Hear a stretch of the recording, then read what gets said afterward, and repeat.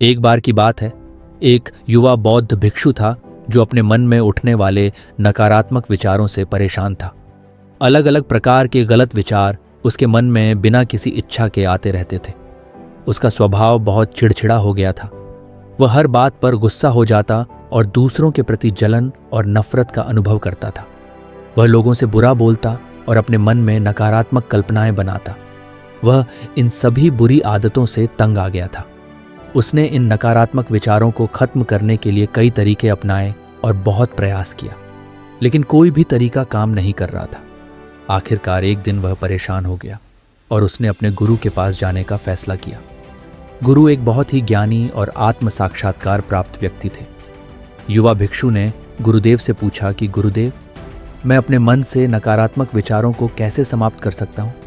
गुरुदेव ने उत्तर दिया कि नकारात्मक विचार बादलों की तरह होते हैं जो साफ आकाश को धुंधला कर देते हैं।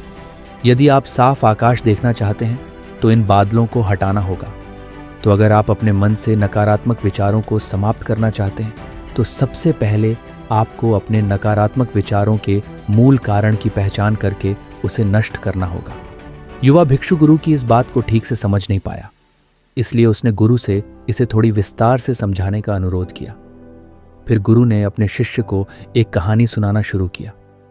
एक बार एक आदमी जंगल से गुजर रहा था, तभी उसने रास्ते में एक सांप देखा।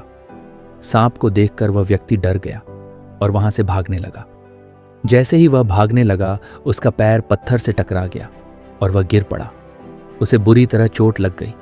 जब वह उठा और पीछे देखा तो उसे पता चला कि वह कोई सांप नहीं था, बल्कि सांप के आकार में एक लकड़ी का टुकड़ा था जो रास्ते में पड़ा हुआ था।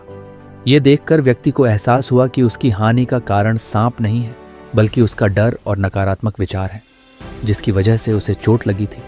कहानी समाप्त करते हुए गुरु ने युवा भिक्षु से कहा, मन के नकारात्मक विचार इस कहानी में सांप की तरह होते हैं, जो आपकी समस्या का मूल कारण नहीं है, बल्कि आपके नकारात्मक विचारों का कारण है अव्यवस्थित भावनाएं और अतीत के हिस्से, जो नकारात्मक विचारों और गुस्से के रूप में बाहर आते हैं।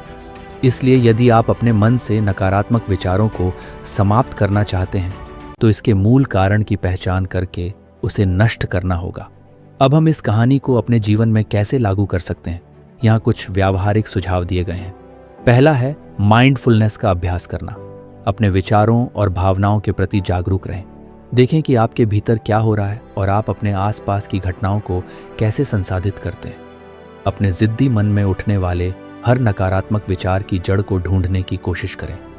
दूसरा है अपने अतीत की बुरी यादों और घटनाओं को स्वीकार करना और खुद को और दूसरों को माफ कर दो। तीसरा है आभारी होना।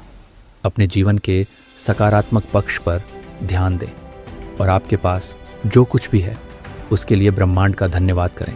आभार व्यक्त करने से हमारा दृष्टिकोण बेहतर होता है और हमारे भीतर से नकारात्मक भावनाएं दूर हो जाती हैं। चौथा है अपने प्रति और दूसरों के प्रति दयालु होना, क्योंकि नकारात्मक विचार आत्मदोष और आत्मतुलना से उत्पन्न होते हैं। हम अपने भीतर करुणा रखकर अधिक सकारात्मक और संतुष्ट जीवन जी सकते हैं। संक्षेप में इस कहानी से हमें यह सीखने को मिलता है कि नकारात्मक विचार हमारी समस्याओं का मूल कारण नहीं होते। वास्तविक समस्या हमारे भीतर गहराई में होती है। इन विचारों के मूल कारण की पहचान करके हम अपने मन से इन विचारों को बाहर निकाल सकते हैं और एक खुशहाल और शांतिपूर्ण जीवन जी सकते हैं। याद रखें, इस कहानी में सांप की तरह हमारे अधिकांश विचार सिर्फ एक भ्रम होते हैं जो हम अपने मन में बनाते हैं। धन्यवाद।